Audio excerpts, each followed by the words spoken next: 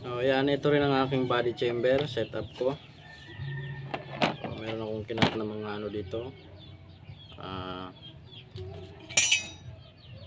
1 cm na PVC na pagputol, yan, apat yan. At itong PVC flat natin, PVC na may kaulman na yan. Ang butas niyan 20 mm yan sa gitna.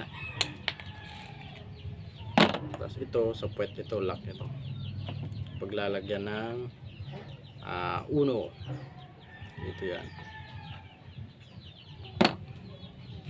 So yan, simulan na natin.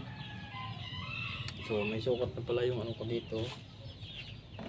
Kailangan babaguhin ko lang yung sukat. Mali yung sukat kanina. So gaganyan lang mo lang sukat, tapos guguhitan mo rito. Yan, yan ang magiging ano nya. Yan ang susundan. Pasok na natin dito yan. Ito yung una sa harap. Yan, sakto lang talaga yung pagkaano niya. Yan.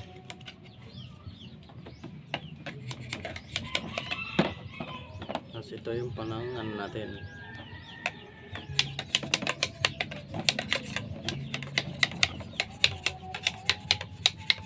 Paikot-ikot lang hanggang sa bumaba yan.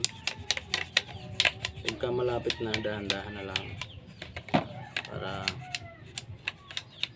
hindi siya lumagpas. Kasi yan naman yung tanda niyang guhit na yan. Papantayan dyan sa kada pukpok, ikot. Yan.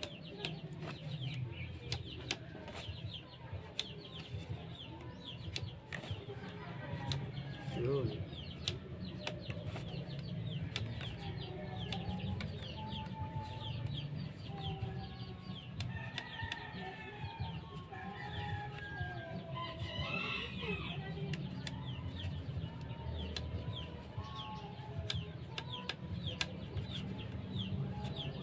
Ayan, pantay na.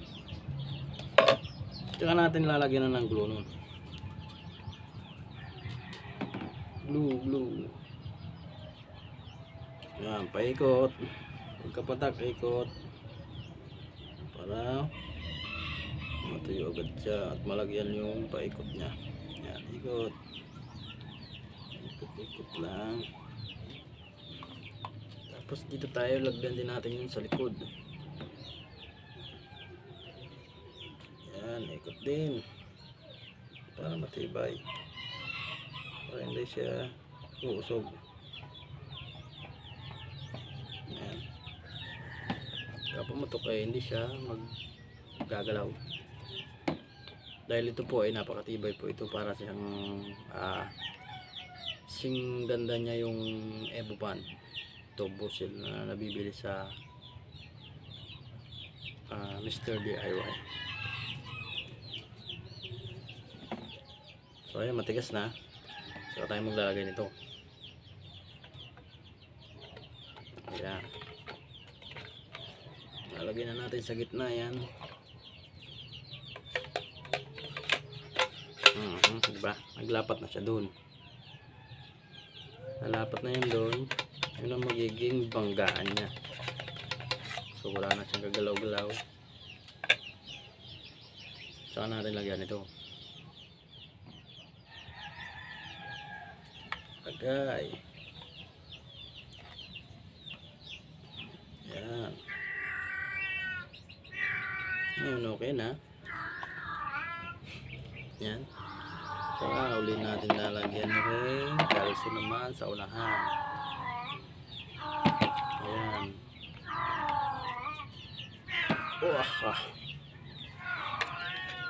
Kalso uli.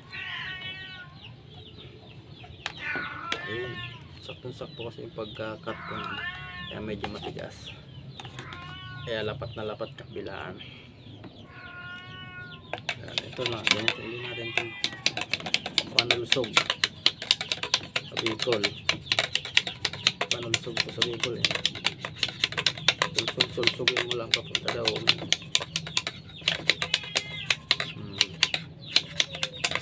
Palapatin mo sa doon sa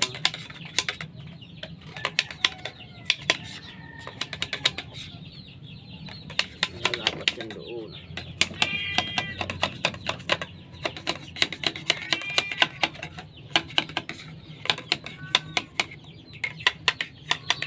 Diba?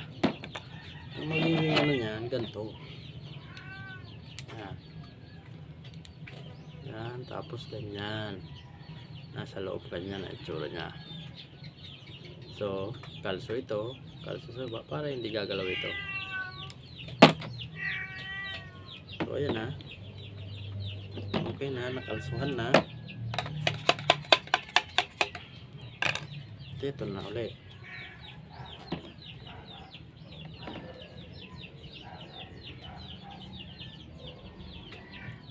Yan.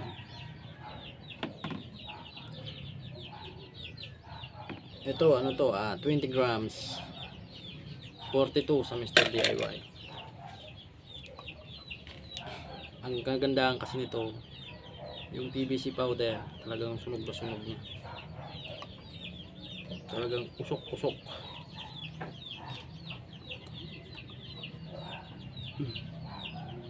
Ayan na.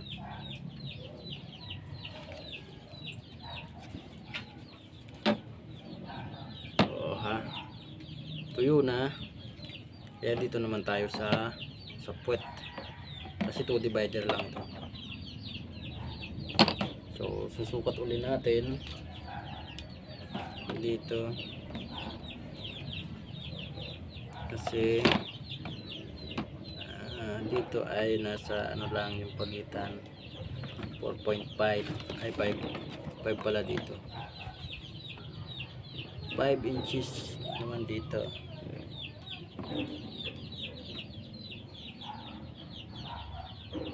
Sa likod.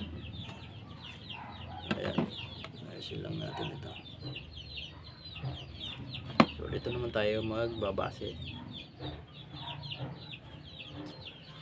Kasi ito ang layo ng ano dito sa unahan ng chamber is 4.5 inches yung sa unahan magaling dito 4.5 andito divider niyan.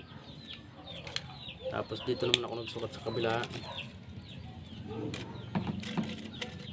5 inches naman 5 andito rin yung divider niyan. So matitira is matitira nasa gitna ay 4.5 din. Ito yung pagitan niya. Malabo na kasi yung ano. Ito. Yan. So, ayun yung pagitan ng kanyang divider. 4.5 din. Basta ito, ang haba nito ay 14 inches. Yan. 14 inches ng aking chamber. So dito na tayo uli. Ganun lang, mauna lang uli ito. Ganun lang ang setup. Ayan. Ito, mauna lang uli ito.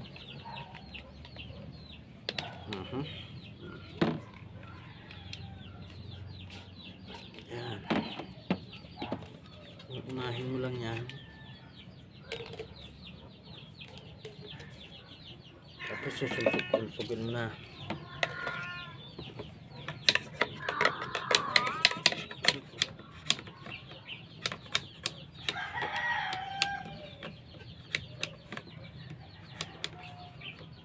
Dahan lang.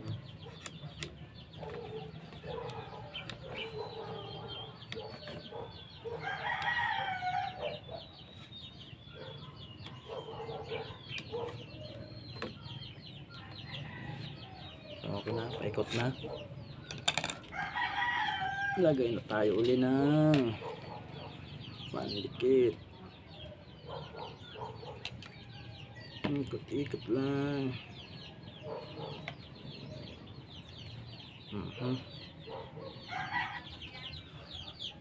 Okay na. Ayan. May body chamber na tayo. Na 2 divider. 14 inches. 2 divider.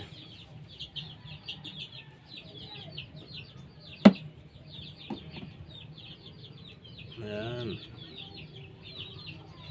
So, ito na yung bolt action natin.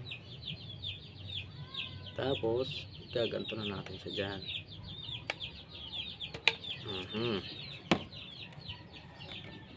Ayun. Ganyan siya.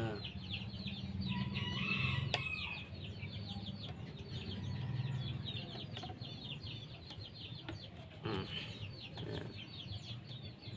So, align mo lang yan dyan bago mo dikitan. So, ayan. Ang aking chamber. Okay.